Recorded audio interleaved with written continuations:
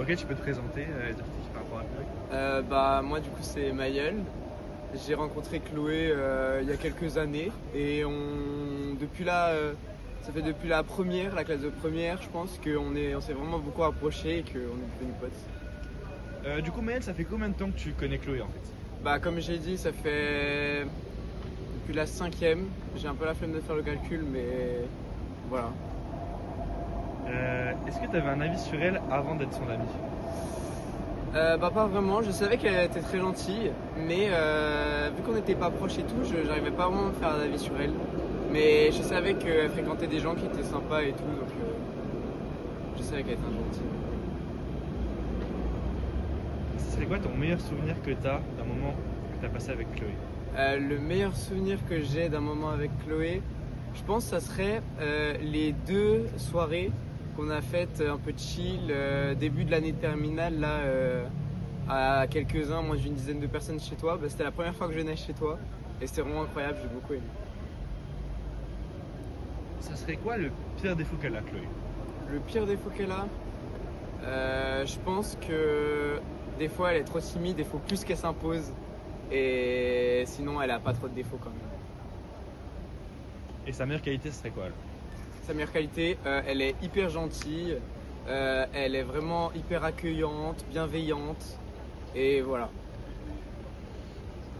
En vrai de vrai, Chloé, c'est plus une charo ou c'est plus une canarde? Chloé, je dirais que c'est plutôt une canarde en vrai. J'en vois vraiment canarde. Et pas trop charo, de toute façon Chloé, elle a son type d'homme en tête et que les Italiens de toute façon. Euh, Comment vous vous êtes rapprochés? Comment vous êtes devenus amis? Et au début, comme je disais, les premières années où on s'est connus, on était dans la même classe, mais on se parlait pas vraiment. Et là, on s'est plutôt rapprochés parce que du coup, je me suis rapproché du groupe d'amis des filles, de Léonie, etc. En année de première. Et c'est à ce moment-là qu'on s'est vraiment rapprochés. On a fait des soirées aussi avec Salomé la Noire. Pendant ces soirées, on s'est rapprochés et tout. Et c'est à partir de ce moment-là qu'on a commencé vraiment à être amis. Est-ce que Chloé t'a déjà énervé? Jamais.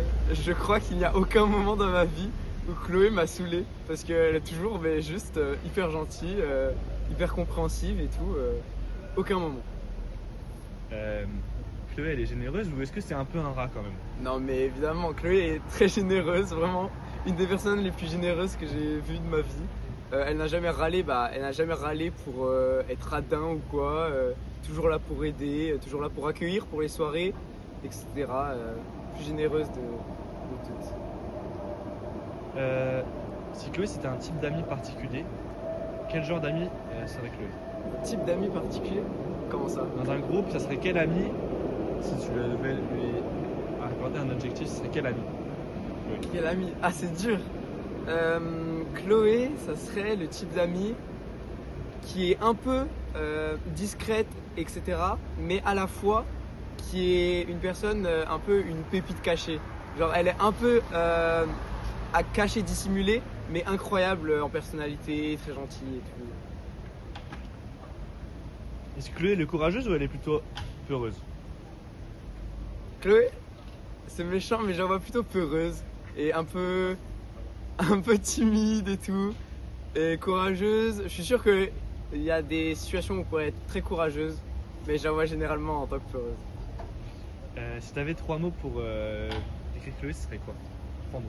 Chloé, ça serait.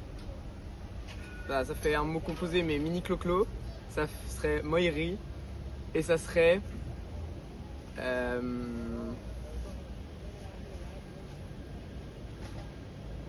Non, je n'ai pas d'autres. J'ai que deux mots. Deux mots.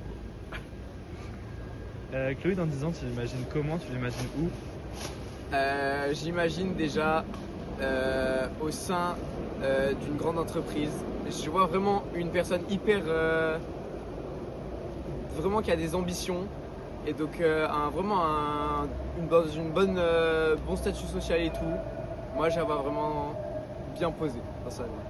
Avec un mec, un bon italien, qui a plein d'enfants et tout. Et vivre en Italie aussi. Parce que vu qu'elle révise l'italien sur Duolingo, c'est sûr que dans 10 ans, elle sera en Italie. Et dans 100 ans? Dans 100 ans, en vrai, Bah, je pense que elle sera morte en fait, environ. Est-ce que tu as une anecdote, un truc, une histoire marrante ou honteuse à raconter sur Chloé que tu pourrais nous raconter? Bah, ça serait pas vraiment sur Chloé, mais ce serait plutôt sur le début de notre relation. C'était en troisième en AP français. Je me rappelle de Chloé et moi qui étions assis l'un à côté de l'autre.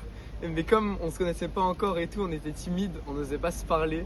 Et du coup, c'était un peu gênant parce qu'à chaque fois, je voulais aller en AP français et tout, lui parler et on parlait pas de l'heure complète pendant 1 an entier.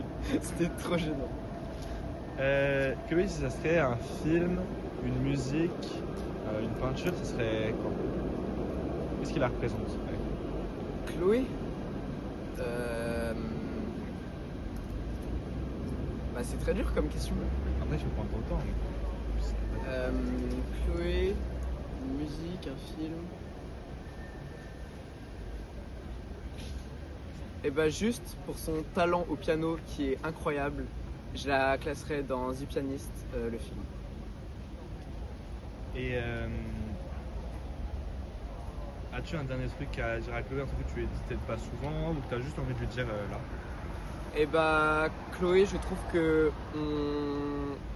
trouve qu'on ça fait longtemps qu'on se connaît, mais on a appris trop tard à se connaître et à vraiment profiter mutuellement l'un de l'autre et tout et passer du temps ensemble. Et je suis vraiment pas déçu d'avoir de m'être rapproché de toi ces dernières années. Et très belle rencontre et continue d'être comme tu es. Et dans 100 ans, peut-être si tu meurs, je serai peut-être triste, mais à voir. Ok, trop bien.